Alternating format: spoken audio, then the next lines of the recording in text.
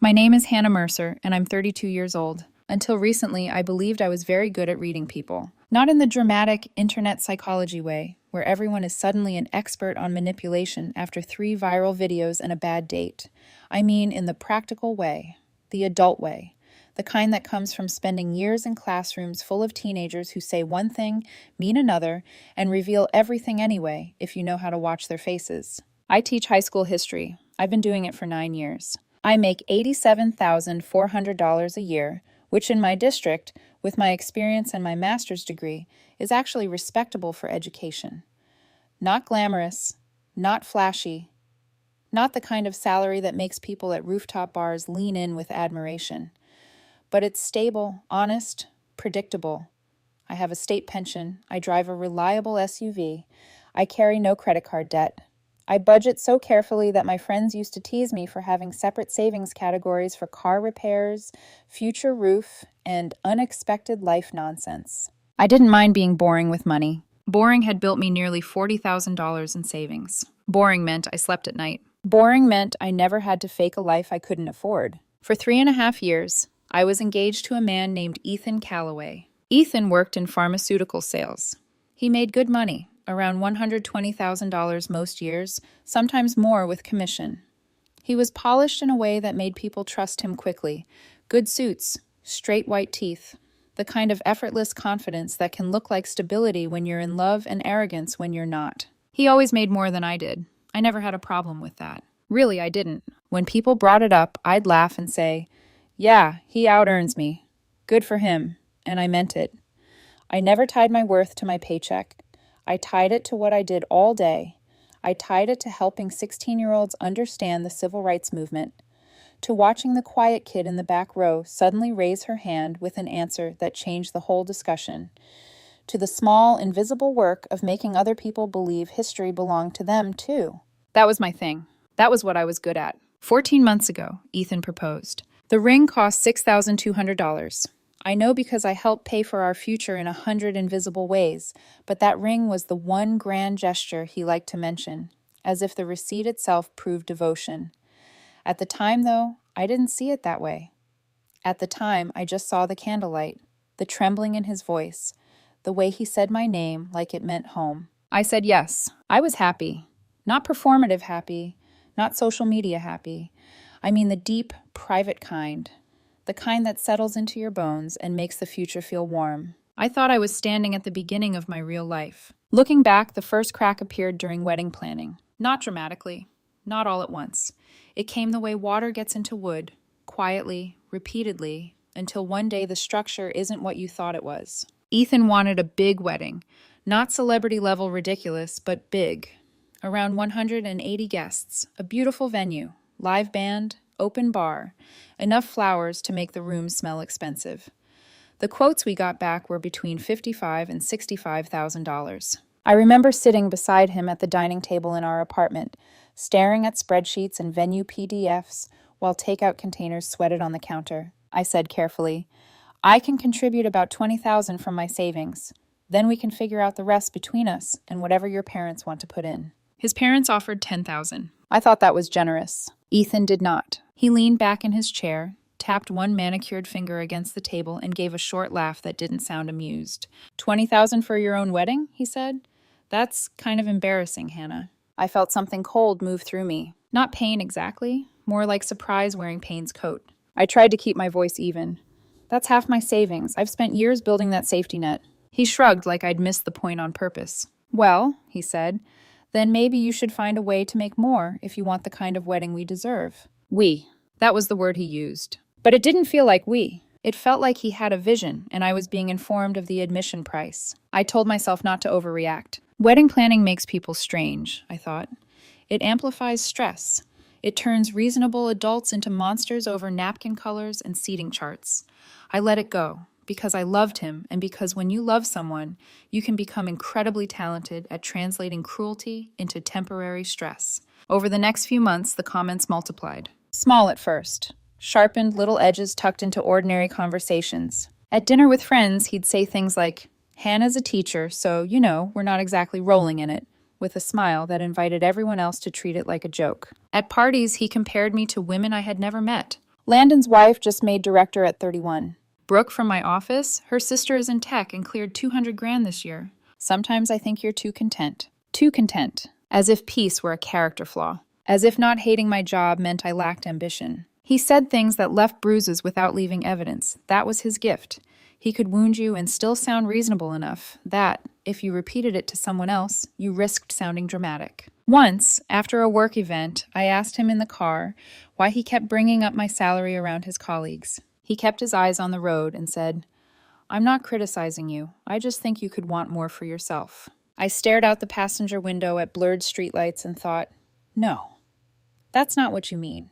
What you mean is that you want more from me because what I am now embarrasses you. But I didn't say it. Not then, because love can make you patient in all the wrong directions. Then, 3 months ago, Ethan sat me down in our apartment and ended us. Not with shouting. That would have been easier. He did it with composure. I had just come home from school.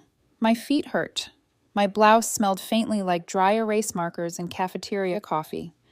He was already sitting on the couch, hands clasped, posture too straight.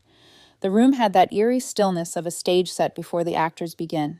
The moment I saw his face, something inside me tightened. "I've been thinking," he said. "That sentence alone can change your life." I set my bag down slowly. "Okay." He looked at me with that measured, prepared expression people wear when they've rehearsed in the mirror. "I think we should postpone the wedding." For a second, I honestly thought I'd misheard him. "Postpone?" I repeated. "What does that mean?" He exhaled like this was difficult for him, like he was the tragic one here. "I just don't think we're financially where we need to be." The words were careful. "So were mine." "We?" His eyes flickered. "Specifically, you." I remember the silence after that. It had weight. The refrigerator hummed in the kitchen. Somewhere outside, a car door slammed. My own heartbeat sounded distant, like it belonged to somebody else. "What does that mean specifically?" I asked. He leaned forward, elbows on his knees, all sincerity and polished concern. "I think you need to be making at least $150,000 before I'm comfortable getting married. I need to know my partner can provide at a certain level." I just stared at him. There are moments in life when language stops behaving normally. Words become objects, heavy ones, blunt ones. You don't hear them so much as feel them hit. "I'm a public school teacher," I said finally, "with a master's degree. $150,000 isn't a raise, Ethan. That's an entirely different career." His jaw tightened. "Then maybe that's what needs to happen." I actually laughed once, but there was no humor in it. "You want me to quit teaching?" He spread his hands, patient, patronizing. "I want you to be realistic. Teaching is noble, sure, but it's not the kind of career that builds the life I want. The life I want. Not the life we want. Not the life we can build. The life I want." I looked at him for a long time. Really looked. At the smooth certainty in his face. At the absence of doubt.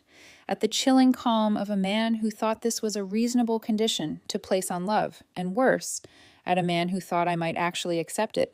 That was the part that hurt most. Not just that he wanted me to become someone else. That he had already decided I would. I could feel the whole relationship rearranging itself in my mind.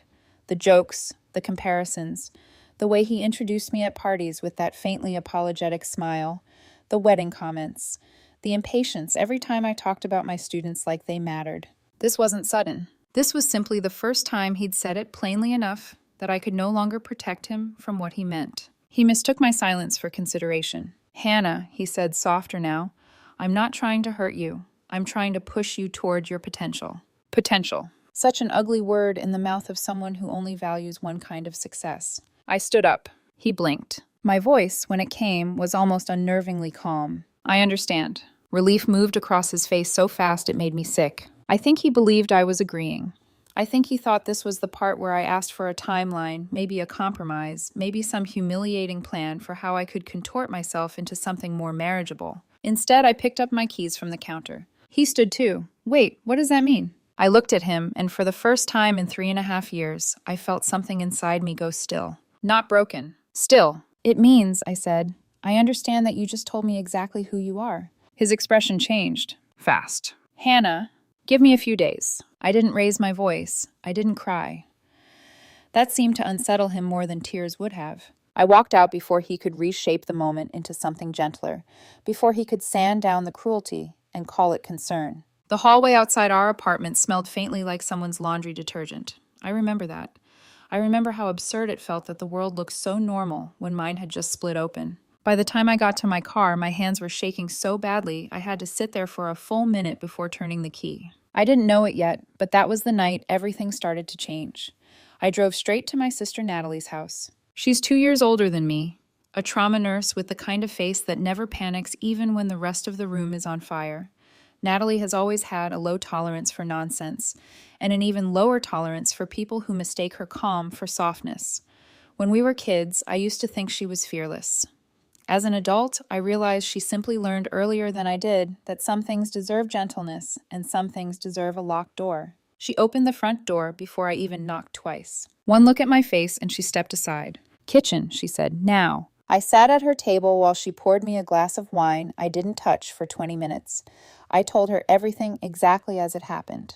The postponed wedding, the $150,000 requirement, the way Ethan said teaching was noble, like he was patting a child on the head before sending her away from the grown-up table. Natalie listened without interrupting. That's one of the things I love most about her. She doesn't rush to soothe you before the wound has even finished opening. She lets the truth land. When I was done, she leaned back in her chair and stared at me for a second. Then she said, "He doesn't want a wife. He wants a resume he can sleep next to." I laughed. I actually laughed, which startled me because I'd spent the drive over feeling like my ribs were full of wet cement. Natalie reached across the table and squeezed my hand. "You know this isn't about money, right?" she said quietly. "If it were about stability, he'd be celebrating you. You have savings, no debt, a pension, and a career you're respected in. This is about status." He wanted to marry an image. I looked down at our hands. A part of me wanted to defend him. Habit is powerful that way. Love doesn't disappear just because truth arrives. Sometimes it sits there beside the truth, humiliated and stubborn, asking to be spared. But I was too tired to protect him anymore. I think I knew, I admitted. Not fully, but enough. I just kept hoping I was misreading him. Natalie made a small sound that was almost a sigh. "No," she said. "You were reading him correctly. You were just giving him every possible chance to be better than what you saw." That sentence stayed with me. I slept in her guest room that night under a quilt our grandmother made 30 years ago. I barely slept, but at some point between midnight and dawn, the pain inside me shifted shape. It was still there, still sharp, still humiliating. But it was no longer confusion. It was clarity. And clarity, even when it hurts, is useful. Over the next week, I did 3 things. I did them quietly, methodically, and in order. First, I went back to the jeweler, where Ethan bought my ring. I still remember how heavy the small velvet box felt in my purse. Heavier than $6,000. Heavier than a failed engagement should have been. It felt like carrying proof of a version of myself that had loved with total sincerity and been treated like a poor investment. The jeweler was an older man named Mr. Abrams, who had probably seen every kind of engagement story imaginable. Happy tears, regret, lies, affairs, last-minute panic. Maybe that's why he looked at me for only half a second before his expression softened. "I need to return this," I said. He opened the box, checked the ring, then pulled up the original paperwork. "Our policy is store credit after 90 days, he said. I nodded. "I understand." Maybe it was my face. Maybe it was the way I didn't argue. Maybe he'd seen too many women and men standing in that same spot trying not to come apart in public. Whatever it was, he looked back down at the receipt, then at me, and lowered his voice. "What happened?" I gave him the short version. Not the emotional version. Not the version that still woke me up at 3 in the morning. Just the facts. Fiancé. Wedding postponed. Income requirement. Relationship over. Mr. Abrams was quiet for a moment. Then he said, "I've been doing this 38 years. I can usually tell when someone is returning a ring because love ended, and when they are returning it because respect did." Something tightened in my throat. He didn't say he was sorry. He didn't offer false comfort. He just ran the numbers, tapped a few keys, and finally said, "I can do $5,800 back to your card." It wasn't the full $6,200. I knew that. I also knew he was helping me. So I thanked him, signed the paperwork, and walked out into the parking lot with the receipt in one hand and the strange sensation that I had just sold back the last visible symbol of a future that no longer existed. I sat in my car afterward and cried for exactly 4 minutes. Then I wiped my face, started the engine, and moved on to the second thing. I called a real estate agent. This part sounds impulsive when I say it out loud, but it wasn't. Not really. For months, even before the breakup, I had been casually looking at houses online, not because I was planning to leave Ethan, but because I liked the idea of ownership. I liked the idea of a front porch, a small yard, walls I could paint without asking permission, and a mortgage payment going towards something that belonged to me instead of disappearing into rent. Home prices in my area had dipped just enough to become interesting. My credit score was 761. Between my savings, the ring refund, and a first-time buyer program for educators in my district, I realized something that would have made Ethan laugh if he hadn't been the reason I finally saw it. The money he called embarrassing was enough to build a life. A real one. Not a centerpiece, not a performance, a life. My realtor's name was Denise. Efficient, warm, sharp as glass under silk.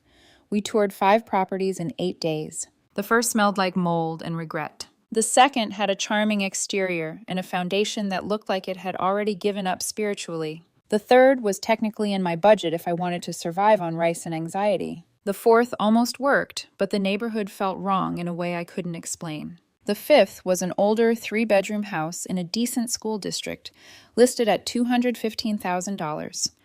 The kitchen was outdated. The carpet needed replacing. The bathroom tile looked like it had survived at least 2 political administrations and resented all of them. But the structure was solid. The roof was only 6 years old.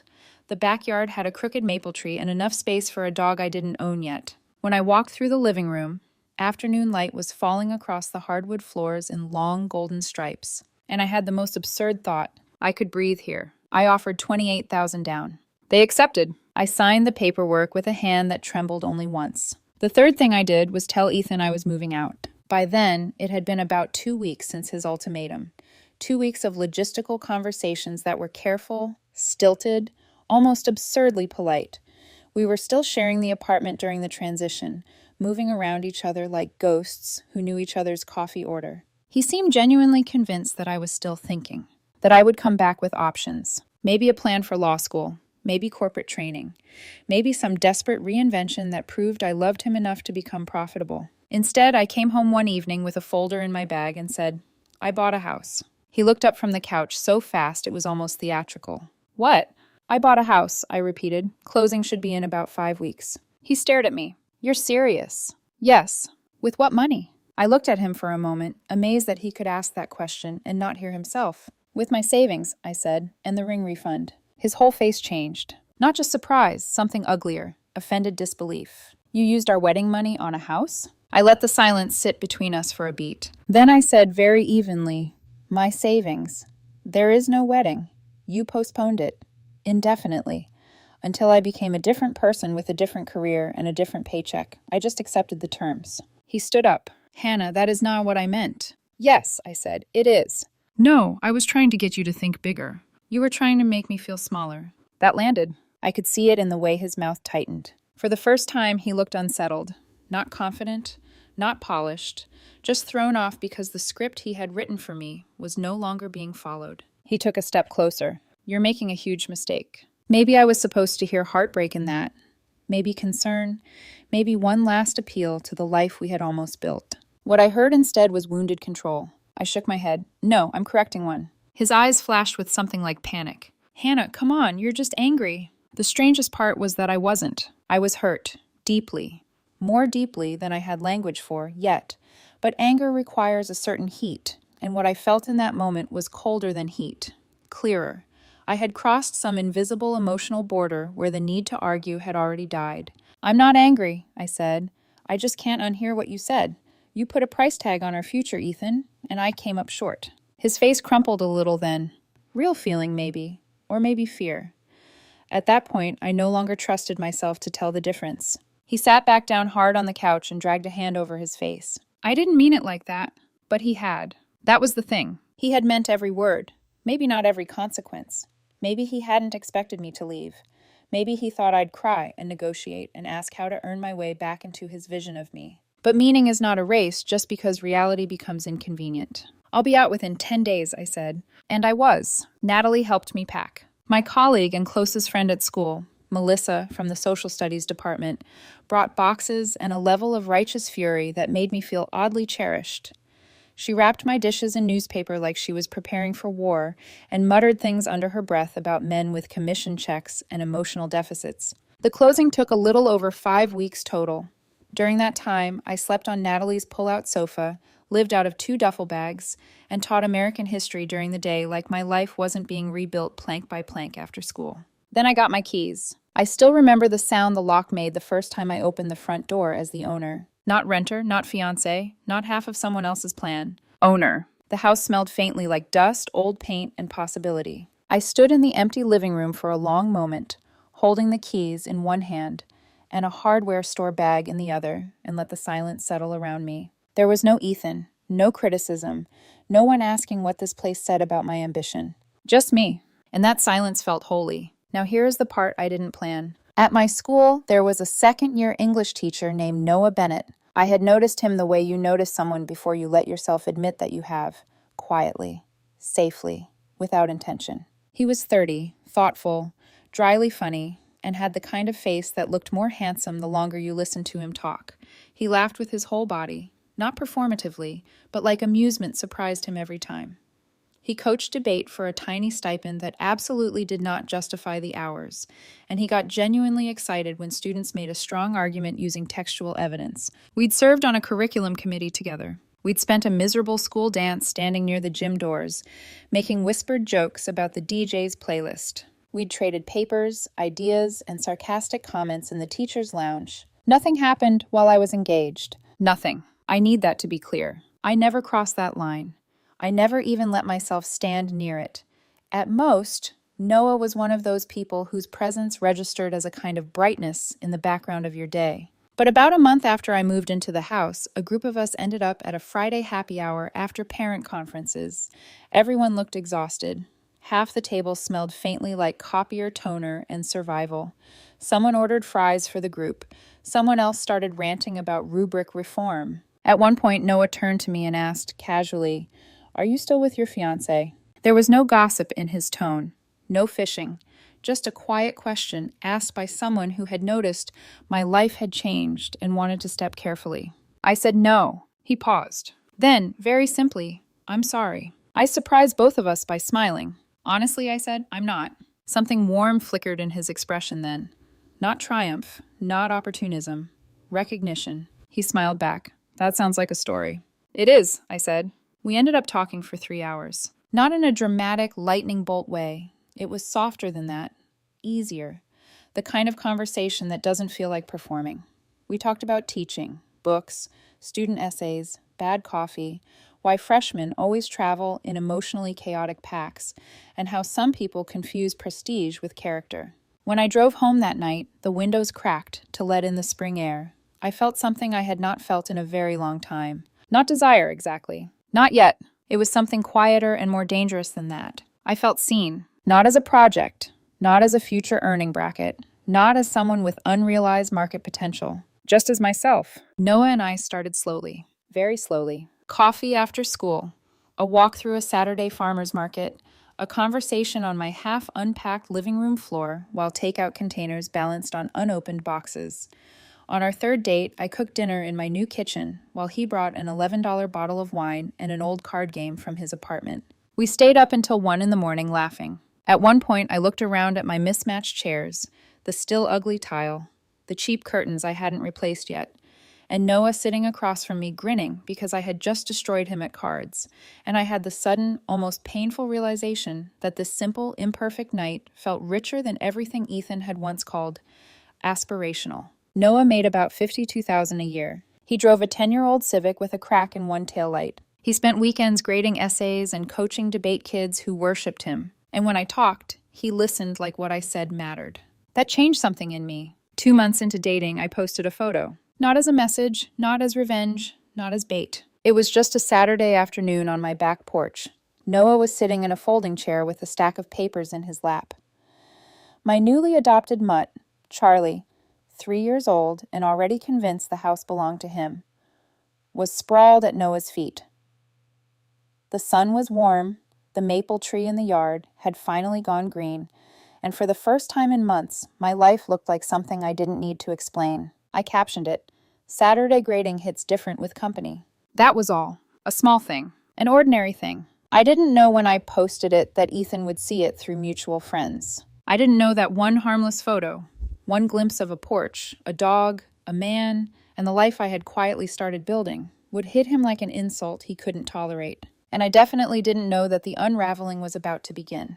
The text came in Monday morning. I was halfway through first period, standing at the front of my classroom with a piece of chalk in my hand, explaining reconstruction policies to a group of juniors who were only half awake and fully unimpressed. My phone buzzed on my desk. I glanced down. Ethan. I hadn't deleted his number. I hadn't blocked it either. Somewhere between moving out, buying a house, and learning how to exist in a life that no longer included him, I had simply forgotten.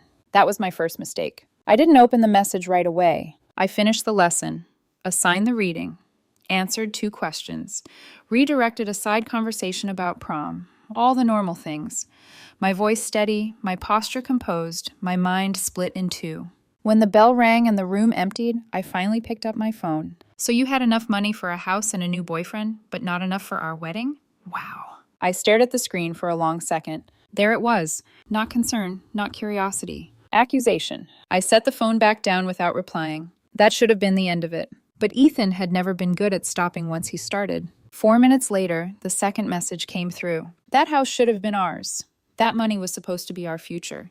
You basically stole from our relationship. I felt something sharp and almost amused cut through my chest. Stole. The word sat there, absurd and heavy. The third message followed almost immediately. And he's a teacher? You downgraded from me to another teacher? Enjoy being broke together. That one made me exhale slowly. Not because it hurt, but because it confirmed everything. Every quiet suspicion. Every uncomfortable moment I had tried to explain away.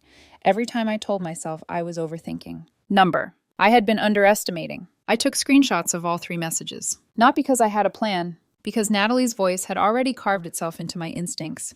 Document everything. Then I blocked his number. I should have done that weeks ago. But clarity, like most useful things, often arrives late and makes up for it by being absolute. That afternoon, during my planning period, I got a message from someone I didn't expect. Lila. She was one of Ethan's friends. Not his closest, but someone I had always gotten along with at group dinners. Smart, observant. The kind of woman who noticed things but didn't always say them out loud. Until now. Hey, I just want you to know. He used to complain about your salary a lot. Like, a lot. I stared at the message. Then another one came. Every girl's night. For at least 2 years. He kept saying he was going to fix your career. 2 years. I sat back in my chair. 2 years of smiling across tables at me. 2 years of private conversations where I was reduced to a problem to be solved. Something inside me didn't break. It settled. Into place. Like the last piece of a puzzle I hadn't realized I was solving. I typed back a single response. Thank you for telling me. Because what else was there to say? The truth doesn't need a long reply. For a few days, things were quiet. I taught my classes. Graded papers. Came home to my slightly crooked kitchen faucet and the dog who greeted me like I had personally invented joy. Noah came over twice that week. Once with takeout.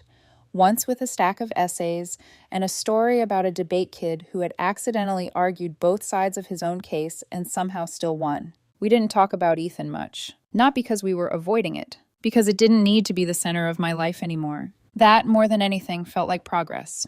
Then Saturday morning happened. I opened my front door to grab the mail, and there he was, standing in my driveway. Ethan. For a second, my brain didn't process it. He didn't belong here. This wasn't a place he had ever been invited to.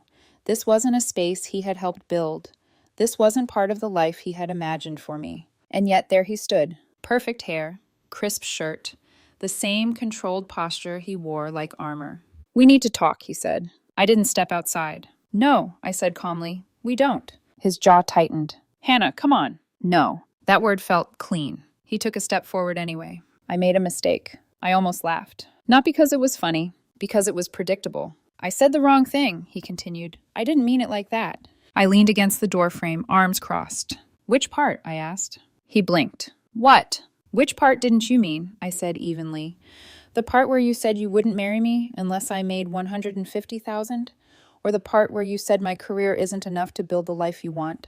He hesitated, and in that hesitation, I saw something I hadn't seen before. Not remorse. Calculation. His eyes flicked past me, into the house, taking in the hardwood floors, the furniture I'd slowly started to fill the space with, the quiet evidence that I had built something real without him. Then he looked back at me. "This is a nice place," he said. There it was. The shift, subtle but unmistakable. He wasn't looking at me anymore. He was looking at the outcome, at the asset, at the thing he could now imagine himself being part of. "We could have had this together," he added. I nodded slowly. "We could have." Hope flickered in his face. Then I finished the sentence. "But it wasn't enough for you." The hope died. Just like that. "I wasn't enough for you," I continued. "Not as I am.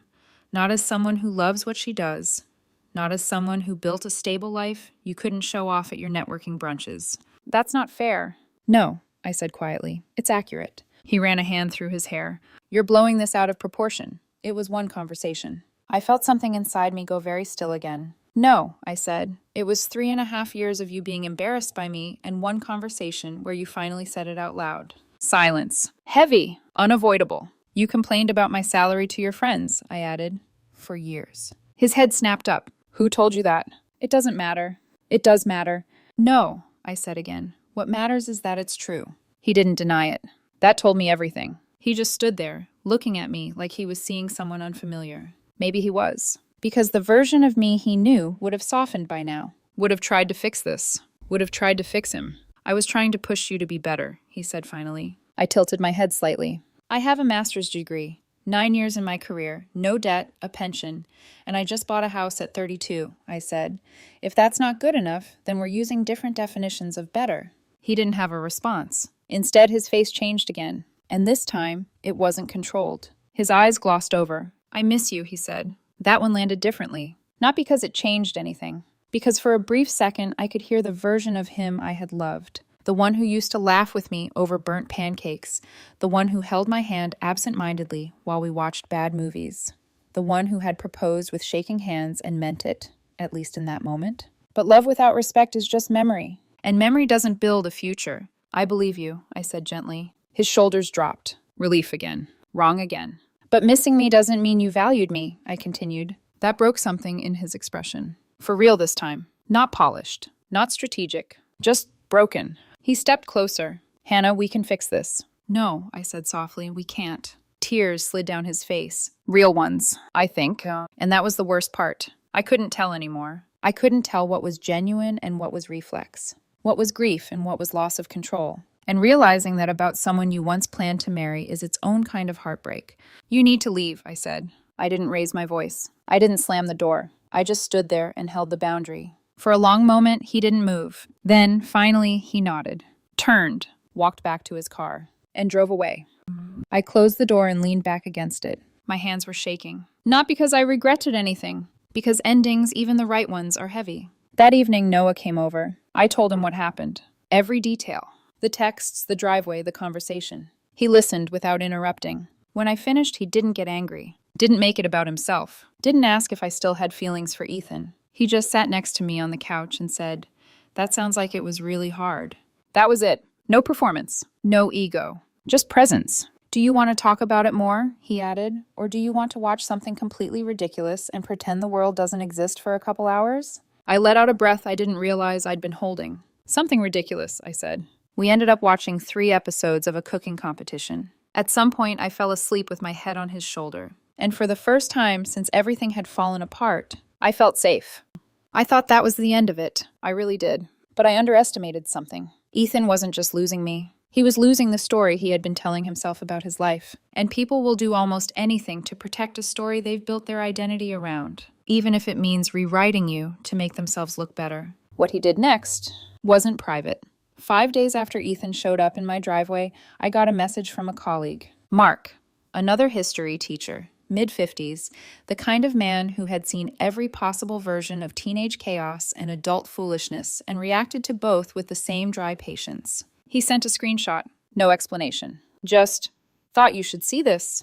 I opened it during my planning period. It was a post in a private Facebook group, one of those local professionals networks where people pretend they're sharing opportunities but are mostly curating reputation. The post didn't use my name, but it didn't need to. Recently got out of a relationship with someone who turned out to be financially deceptive. He was a public school teacher who had been secretly hoarding money during our relationship, then used it to buy a house instead of investing in our future. moved on suspiciously fast too. Makes me question how long that was going on. I read it twice, then a third time. The words didn't blur. They sharpened. Financially deceptive, hoarding money, moved on suspiciously fast, implied cheating. I leaned back in my chair and stared at the ceiling. There it was, the new version of me, the one he needed to exist so he didn't have to face what actually happened. I scrolled down. 15 comments, most of them sympathetic. Men are unbelievable. So sorry you're going through this. You deserve better. A couple of people asked questions. Were you on the savings account? Did you contribute to the down payment? No answers from Ethan. Convenient. I set my phone down, and for a full minute, I didn't move. Not because I didn't know what to do, because I did, and I was deciding how. I wasn't going to argue online. I wasn't going to write a counterpost. I wasn't going to turn my life into a public courtroom. But I also wasn't going to let a lie sit quietly in a space that mattered to my professional reputation. Because teaching isn't just a job. It's a community. Parents talk. Administrators talk. Local organizations talk. And I had spent 9 years building trust in that community. I wasn't going to let someone else's ego rewrite that, so I did something very simple, very controlled, very deliberate. I called Lila, the one person who had already chosen honesty over loyalty. When she answered, I didn't waste time. I need to ask you something, I said. Anything. If someone asked you directly, would you confirm that Ethan told me he wouldn't marry me unless I made $150,000, and that the money I used for the house was mine from before the relationship? There was no hesitation. Yes, she said. I already saw the post. It's not accurate. That was all I needed. Not a speech. Not a defense. Just truth, ready if it was required. Then I did the second thing, the one that actually mattered. Months before any of this happened, my department head had nominated me for something. I'd almost forgotten about it. Life has a way of rearranging your priorities. But before the breakup, before the house, before Ethan decided I needed to become someone else, I had been working on a project with my AP History students. We partnered with a local veterans organization. My students conducted interviews, recorded oral histories, transcribed them, built a digital archive so those stories wouldn't disappear. It wasn't glamorous. It wasn't profitable. It wasn't something you could measure in quarterly earnings. But it mattered. And apparently, people noticed. Because that same week, the same exact week Ethan's post started circulating, the district made an announcement. I won Teacher of the Year. The email went out first, then the district's social media, then a small feature from the local news. 2 minutes. That was all. Me standing in my classroom, students talking about the project. My principal saying things that made me feel both proud and slightly embarrassed. I didn't orchestrate it. I didn't time it. But the timing was almost poetic. Here was Ethan's version of me. A dishonest, financially deceptive teacher who hoarded money and moved on too fast. And here was the public record. A teacher recognized for 9 years of dedication, for building something meaningful, for connecting students to history in a way that lasted beyond a grade. The contrast spoke for itself. I didn't have to say a word. Other people did. 3 members of that same Facebook group saw the news segment, connected the dots, and commented, "Wait, is this the same teacher who just won District Teacher of the Year? I saw that story. He seemed like a genuinely good person. This post reads very differently if it's about him." That was all it took. Doubt, not outrage. Not defense, just doubt. Ethan deleted the post within hours. But screenshots exist. They always do. What happened next didn't involve me directly. And that's what makes it matter. That Facebook group, it overlapped with his professional network. Clients, contacts, people who trusted him. And in sales, trust is everything. Through the quiet, efficient grapevine of adult life, I heard things. Not official statements, not HR emails, just conversations. A client mentioning the situation casually. A manager having a talk about judgment. Questions being asked. Reputation shifting. I didn't send anything. Didn't report him. Didn't even respond publicly. He did it to himself. That's the thing about narratives built on distortion. They collapse the moment reality stands next to them long enough. The last time Ethan contacted me was about a week later. An email. To my school account. 3 paragraphs. The tone moved unpredictably between anger and something that almost resembled grief. You were supposed to grow with me. I was trying to push you to be better. You chose comfort over ambition. And now you're being celebrated for the exact thing I was trying to get you to move past. I read it once, then again. The second time, I felt something I didn't expect. Not anger, not sadness, pity. Not because he was wrong for wanting financial success. People are allowed to want whatever kind of life they choose. But because he was so locked into one definition of success, he couldn't recognize any other form of it. He looked at a life with stability, purpose, community respect, a home, and love. And his honest reaction was, "That's not enough. That's not something I could fix. That's not even something I could fight. That's just someone who will spend their entire life chasing a number and wondering why it never feels like a rival." I didn't respond. I forwarded the email to my personal account, archived it, and moved on.